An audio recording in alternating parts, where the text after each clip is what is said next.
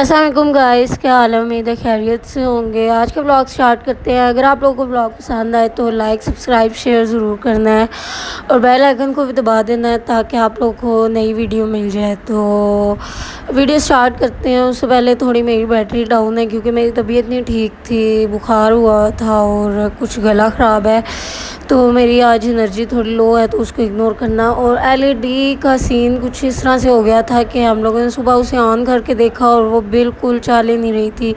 मतलब उसका button on हो रहा था और उसका पैनल जो है वो फट चुका था। तो अब इसको भी देना है। और इतने में हम लोगों ने फिर अपने कुछ सेटिंग चेंज की, टीवी लॉन्च की और बाहर काला स्या बादल आके मौसम इतना मज़े का हो गया था और बारिश हुई है। और फिर मैं कमरे में आई और मैंने सोचा कि मौसम भी अच्छा तो क्यों ना अलमारी साफ़ की जाए।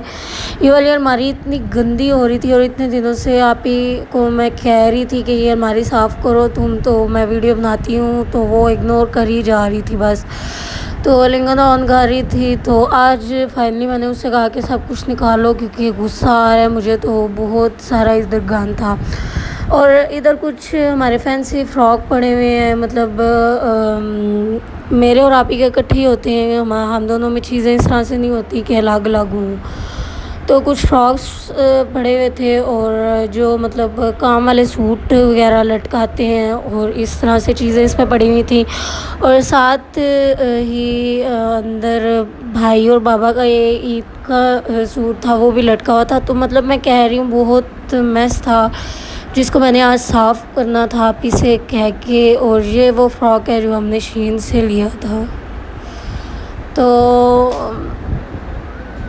तो अभी मैं चीज़ें निकाल रही थी और बस थोड़ा इग्नोर करना है क्योंकि मेरी कुछ तबीयत नहीं ठीक इस वजह से।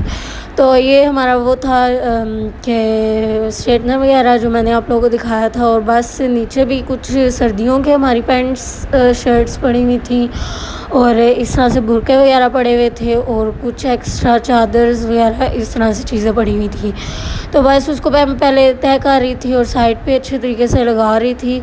और साथ ही बेल्ट्स वगैरह लटकाई हैं जो इधर उधर पड़ी हुई, मतलब इस तरह से चीज़ें मतलब खाने से निकालते हैं सब और उसी तरह फेंक देते हैं। बस कोई ये सीन नहीं होता कि जो है ना सीधे तरीके से रख दें।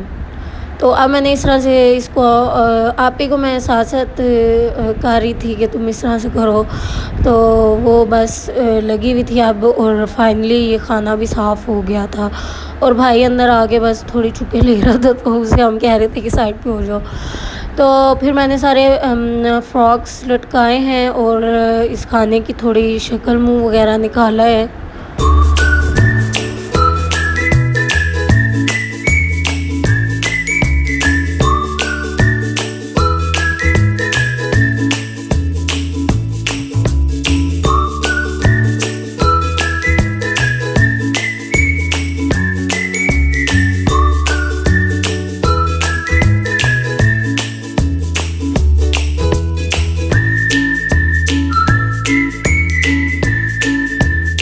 साइड पे फिर थोड़ी सी जगह थी, उधर मैंने स्ट्रेटनर वगैरह रख दिया और जो मतलब जूती वगैरह जो अभी नहीं आई थी वो उसी तरह रख दी थी फिर।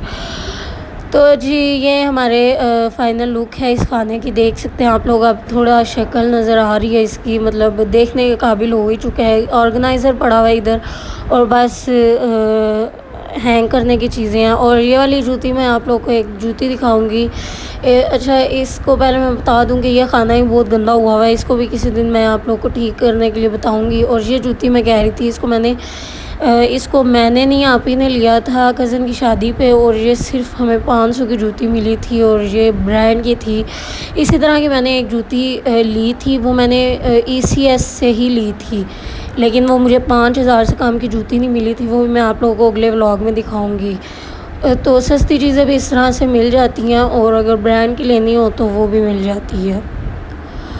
तो खैर ये हमारा डन हो गया था और ये आप लोग देखें कि ये हमने आज बनाया था आप ही ने।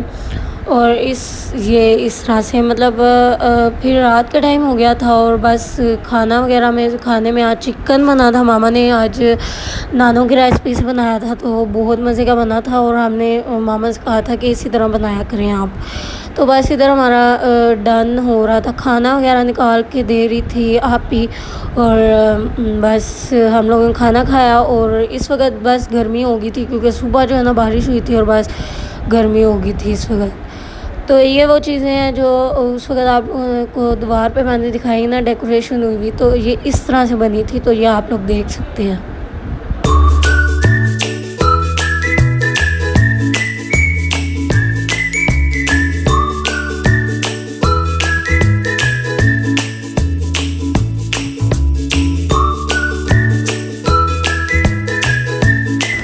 मेरा ख्याल है कि हाँ, बंदे के पास एक्स्ट्रा चीज़ें हों तो उसको ऐसी चीज़ें बना लेनी चाहिए घर में, मतलब डेकोरेशन के लिए कमरे में या कुछ भी ऐसे। तो ये देखें अब इतना प्यारा लग रहा था, ये इस तरह से हम लोग ने बना लिया था। कुछ वेस्ट नहीं करना चाहिए बस।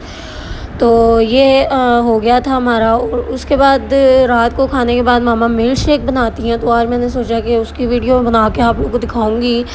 तो मामा 3 आम ले लेती हैं, केले भी ले लेती हैं और आधा आम जो है हमें फिर चमचों से खिला देती हैं, क्योंकि हम लोग इस तरह से आम काट के खुद मतलब खाते नहीं हैं, तो फिर मामा ही खिला देती हैं हम तीनों को जब भी काटती हैं।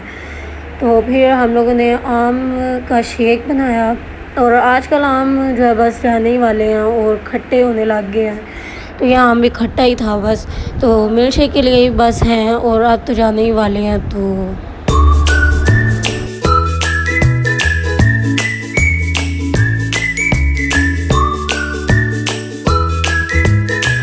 फिर मैं किचन में आ गई और ये जो है हमारा ब्लेंडर, हैंड ब्लेंडर आप लोग ले सकते हैं इस शेक्स वगैरह के लिए, ताकि आप लोगों को आसानी हो जाए शेक्स वगैरह बनाने के लिए। इसके अंदर हम लोगों ने दूध लेना है और आम ले लेने हैं जो हम लोगों ने काटे थे। इसको हम लोग पहले ग्राइंडर में डालना है, जो हमारा हैंड ब्लेंडर है। इतनी चीनी नहीं आप लोग डालें क्योंकि चीनी इतनी अच्छी नहीं होती सेहत के लिए। तो इसके अंदर अब खुद भी ये मीठा ही होता है, तो बस मामा ने भी 1-2 चमचे चीनी की डाली थी। इतनी आप लोग चीनी ना लें ताकि मीठा ना हो इतना।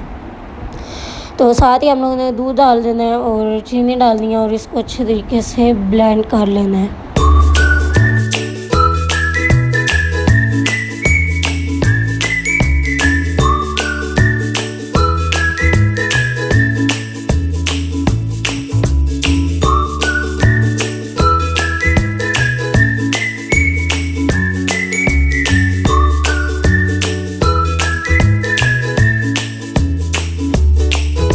तो जी हमारा जो है मिल्क शेक वो तैयार हो गया था और हम लोग इंजॉय कर रहे थे। आज की वीडियो यहाँ तक थी, उम्मीद है आप लोगों को पसंद आई होगी। पसंद आए तो लाइक सब्सक्राइब शेयर ज़रूर करना है, बेल आइकन को भी दबा देना है। अल्लाह हाफिज़ जी, बाय बाय।